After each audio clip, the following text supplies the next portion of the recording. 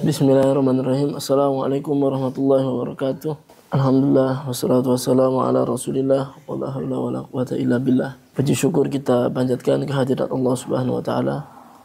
Salawat teriring salam semoga selalu terlimpah curah pada Nabi kita Nabi Muhammad, pada keluarganya, para sahabatnya dan para pengikutnya hingga akhir zaman. Kita bahas seperti biasa, kita lanjutin yang kemarin 7 kaidah cinta dalam menghafal Al-Quran.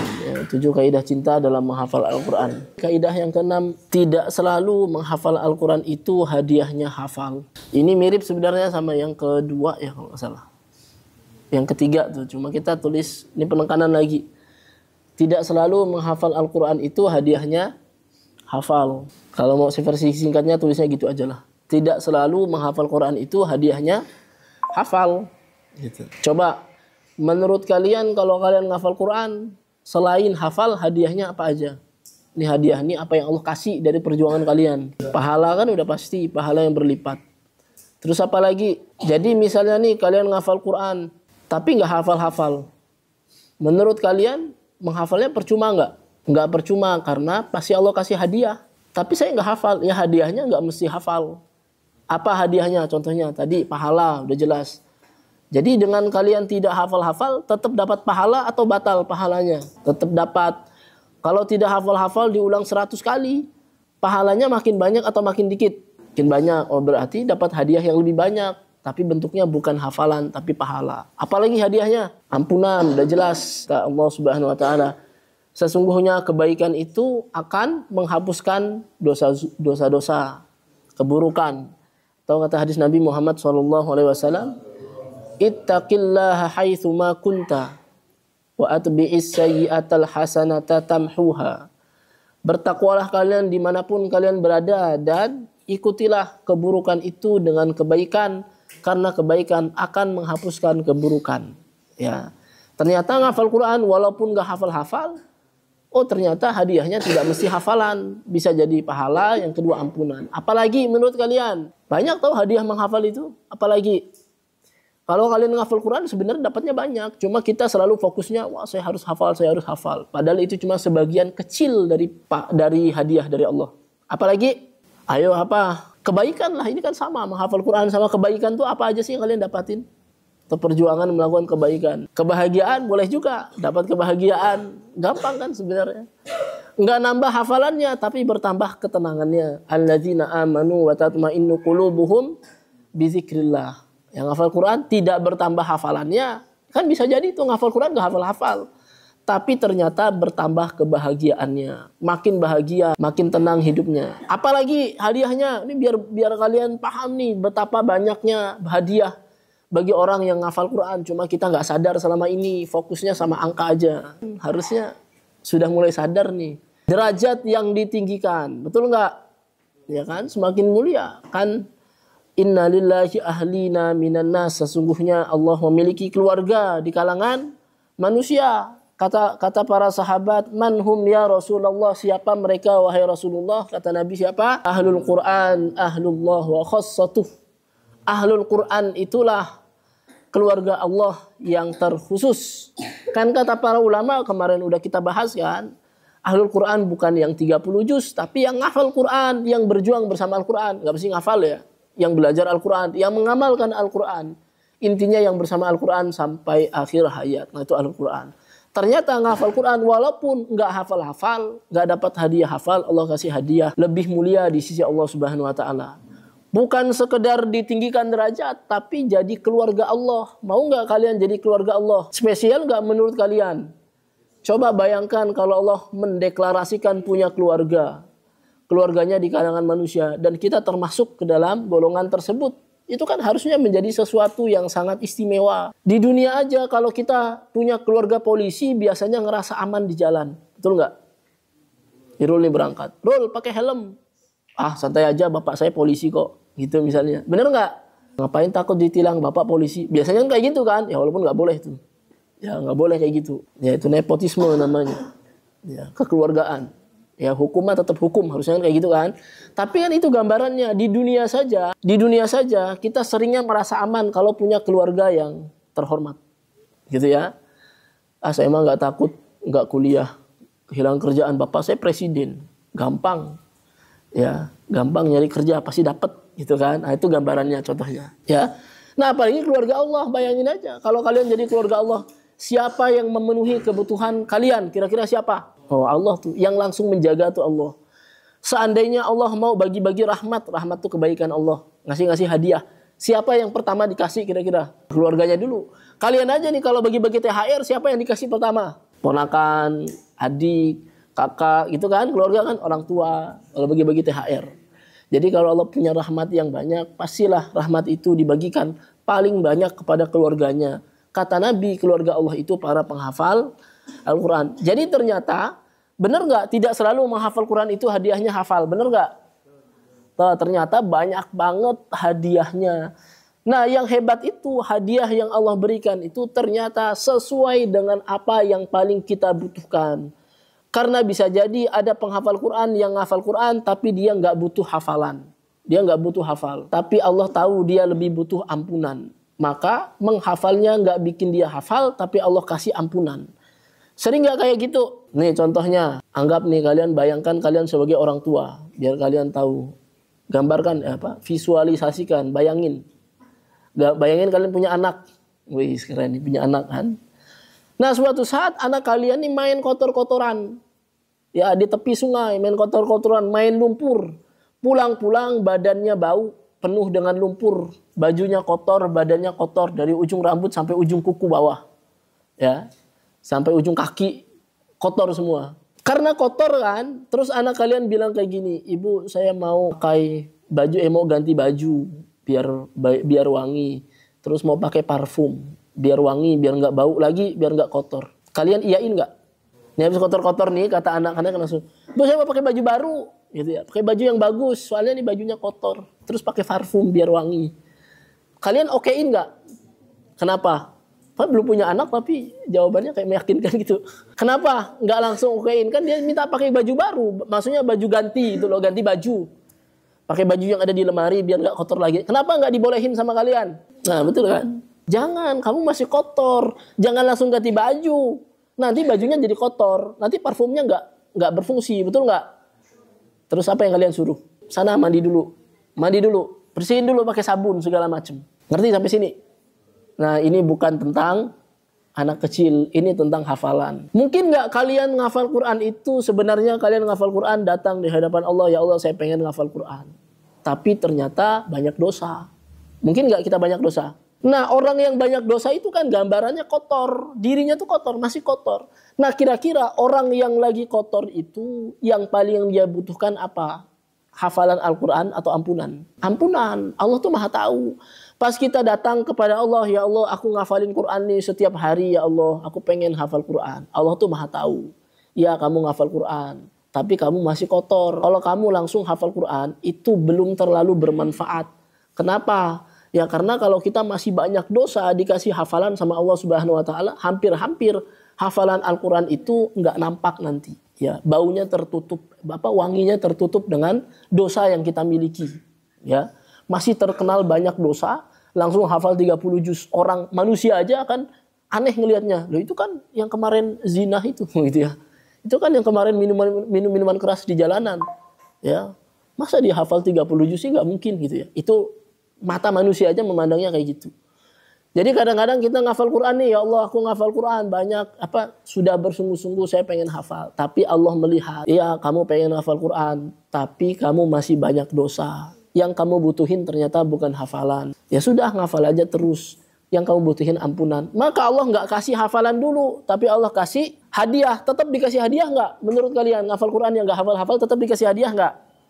Tetap, tapi hadiahnya adalah apa hadiahnya? Apa? Ampunan. Jadi ternyata ngafal Quran nggak nambah hafalan. Ternyata makin diampuni sama Allah Subhanahu wa taala. Menurut kalian lebih bagus dapat ampunan bagi orang yang berdosa ini? Lebih bagus bagi dia dapat ampunan atau dapat hafalan? Ya udah, itu jawabannya. Jadi kalau kalian ngafal, mungkin dulu kita memang banyak dosa. Jadi proses menghafal pertama itu mengkikis. Apa mengkikis itu? Mengikis. Mengikis itu apa? Tahu artinya? Mengikis lapisan-lapisan dosa di dalam diri kita. Itu langkah pertamanya atau tahap pertamanya. Jadi gambarannya gini nih. Setiap orang kan punya lapisan dosa yang berbeda nih. Anggaplah kita sebutnya lapisan biar gampang. Jadi sebenarnya setiap kali kita ngafal Quran, Al-Quran itu akan mengikis dikit-dikit dosa yang kita miliki. Ya. Nah masalahnya setiap orang lapisan dosanya beda. Ada orang yang lapisan dosanya sebut aja 100 misalnya. Jadi kalau dia ngafal satu kali itu baru mengikis satu lapisan. Masih banyak gak? Masih ada 99. Ngafal lagi dia, maka terkikislah satu lapisan lagi. Tapi belum hafal-hafal. Ya karena masih tugas. Karena dia belum masuk ke hatinya. Hatinya masih dilapisi dosa-dosa tadi itu. Jadi Al-Quran yang kita hafal itu dia akan merasuk ke dalam hati. Tapi kalau lapisan dosanya banyak, jadi prosesnya lama. Nah ternyata lapisan dosanya sisa 97. Ngafal lagi, terkikis lagi, sisa berapa? 96. Ngafal lagi ini ayat yang sama nih, dihafal terus. Ayat yang sama nih. Terkikis lagi dosanya. Sampai berapa kali Al-Quran itu akan masuk? Kalau lapisan dosanya 100 tadi. Berapa kali dia harus ngafal?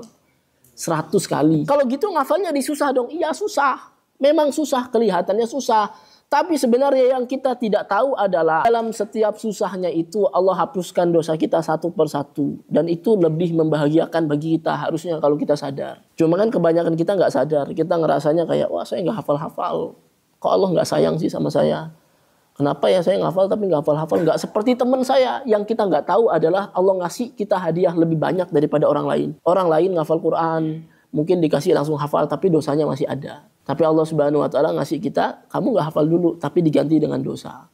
Diganti dengan dihapuskan dosa, maksudnya gitu. Ya, gimana? Lebih bagus yang mana menurut kalian? Dikasih hafalan tapi dosanya masih banyak atau nggak hafal-hafal tapi dosanya hilang? Ya udah. Jadi kalau kalian ngafal nggak hafal-hafal, itulah jawabannya. Makanya ngafal Quran itu udah aja bahagia. Tapi Ustaz teman saya mah cepet ngafalnya.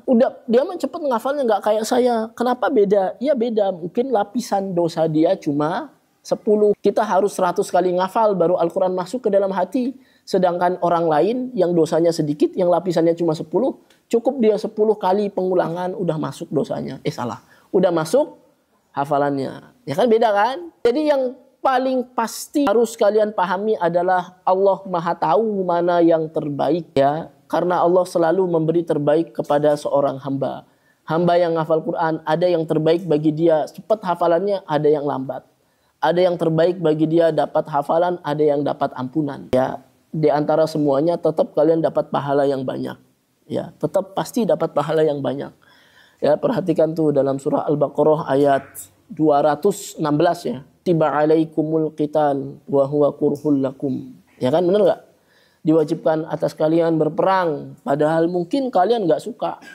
Ya kan? Nah, ayat terakhirnya kan di bagian akhirnya kata Allah wa asa an takrahu syai'aw wa huwa khairul lakum wa asa an tuhibbu syai'aw wa huwa syarrul lakum. Ya kan betul enggak?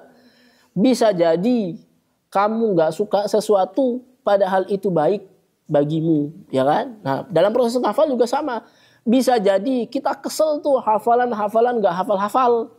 Bisa jadi kita kesel murojaah gak lancar-lancar. Kata Allah, wa huwa khairul lakum. Padahal itu baik bagimu. Sebaliknya, bisa jadi kamu suka sesuatu. Kalau dikasih hafalan yang cepat malah suka. Atau kita iri sama orang yang hafalannya cepat. Wah, saya sukanya yang kayak gitu. Kata Allah, wa huwa syarrul lakum. Padahal itu buruk bagimu. Jadi apa yang harus kita pahami? Yang harus kita pahami semua yang Allah turunkan pada kita atau hadiah apapun yang Allah Subhanahu Wa Taala berikan, maka bersyukur, jangan banyak mengeluh, semuanya yang terbaik. Poin kita hari ini kaidah cinta yang keenam. Apa tadi? Ulangi lagi. Tidak selalu menghafal Quran itu hadiahnya hafal. Bisa jadi apa hadiahnya? Banyak kan? Tadi apa lagi? Apa aja hadiahnya? Pahala, terus apa lagi?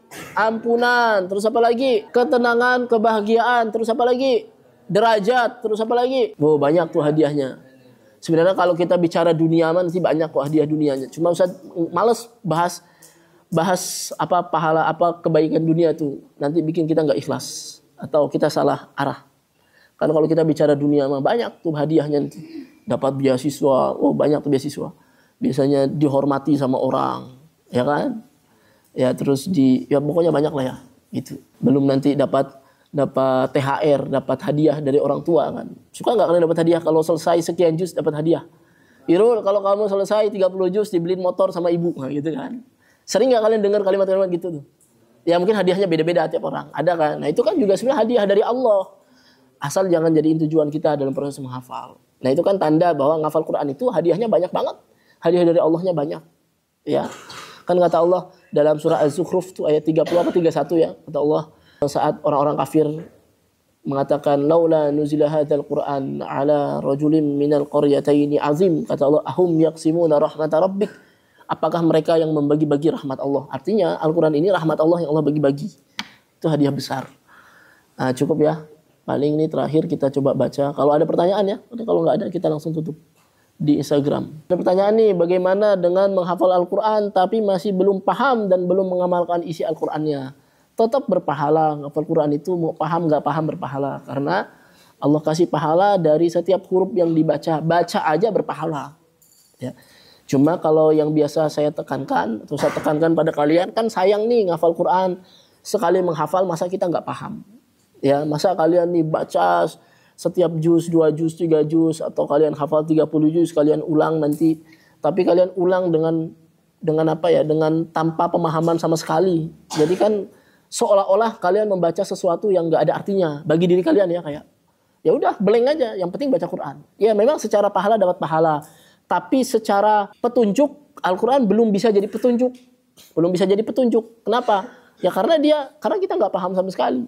Allah memberi petunjuk dengan Al-Quran tapi kita nggak paham. Ya, jadi ngafal Quran yang tidak dengan pemahaman itu ngafal Quran yang berpahala. Tapi sayang, kenapa? Karena Al-Quran belum menjadi petunjuk dalam hidup kita. Ya, makanya di sini kalian menghafal harus dengan pemahaman, harus kalian setorkan terjemahnya, harus dipastikan kalian sudah paham. Nah kalau di sini santri-santri menghafal dengan pemahaman. Jadi setiap ayat itu harus paham dulu baru boleh disetorin. Ya, pemahamannya disetorin di sini. Ya, dengan cara terjemahnya disetorin tanpa melihat terjemahan. Gitu, dihafalin. Begitu ya. Satu lagi nih, bagaimana caranya supaya hafalan itu benar-benar sampai ke hati? Nah, gimana caranya? Ya, yang pertama niatnya harus ikhlas. Kalau ngafal Quran niatnya untuk dunia nggak pernah nyampe ke hati. Ya, yang kedua, kenapa Al-Quran tuh nggak sampai ke hati? Mungkin hatinya banyak dosa. Maka ngafal Quran juga berbanding lurus dengan memperbaiki diri. Jangan banyak lakuin maksiat. Berbanding lurus dengan perbaikan diri sehingga Al-Quran bisa masuk ke dalam hati. Yang ketiga, kenapa Al-Quran nggak bisa masuk ke dalam hati? Bisa jadi hatinya sombong, arogan, ya, sombong atau nggak mau merendah pada Allah Subhanahu Wa Taala. Karena Al-Quran itu pasti turun ke hati, tapi hatinya lebih tinggi, kayak air nggak mau turun dia, sombong hatinya, ya. Yang keempat, ya bisa jadi nggak masuk ke dalam hati. Kenapa? Karena kita tidak memahami isinya, sehingga baca Al-Quran itu hanya seperti mantra yang kita ucapkan, mantra kayak sesuatu yang tidak ada nilainya atau tidak ada maknanya bagi kita karena kita tidak memahaminya. Maka harus coba dipahami. Ya, jadi keikhlasan, kemudian dosa, kemudian jangan sombong, kemudian tadi apa? Pemahaman. Ya harus paham. Nah mungkin itu saja ya yang bisa disampaikan. Semoga poin yang ke-6 ini bisa bermanfaat bagi kita semua. Sisa satu lagi ya, karena materi kita ini judulnya 7 kaidah cinta. Berarti satu lagi, ada 7 aja. Ya nanti saya akan sampaikan lagi beberapa kaidah lain, misalnya 7 prinsip murojaah, nah gitu ya. Banyak kok materinya nanti yang bisa kalian dapatin, ini dicatat, diingat sebagai penghafal Quran. Ini jadi modal kalian karena suatu saat kalian keluar dari pondok ini harus kalian ingat terus kaidah ini sehingga dalam proses menghafal kalian gak akan berhenti di tengah jalan. Apalagi dalam proses murojaah, ya insya Allah kalian akan terjaga kalau kalian benar pegang prinsip-prinsip utama ini. Karena prinsip yang Ustaz sampaikan itu semuanya dari dalil-dalil ya, dari Al-Quran, dari hadis. Ini bukan sembarangan. Ya kan selalu saya sampaikan dalilnya kan, kalau kalian tulis ada dalilnya, gitu ya. Karena memang itu yang harus kita pahami. Ya, itu harus kita pahami sehingga perjuangan menghafal kita itu bisa terjaga. Oke ya, ada yang tutup dan baca doa kafaratul majelis. Subhanaka Allahumma bihamdika asyhadu an la ilaha illa anta astaghfiruka wa atubu ilaik. Assalamualaikum warahmatullahi wabarakatuh.